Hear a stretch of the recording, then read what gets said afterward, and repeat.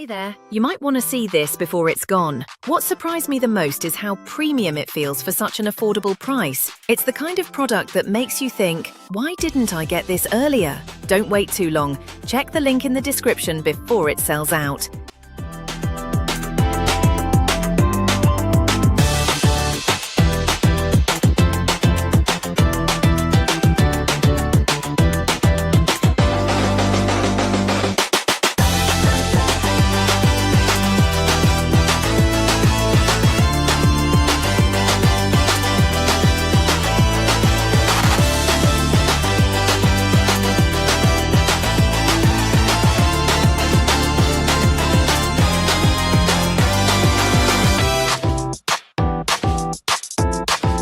Hey there, you might want to see this before it's gone. What surprised me the most is how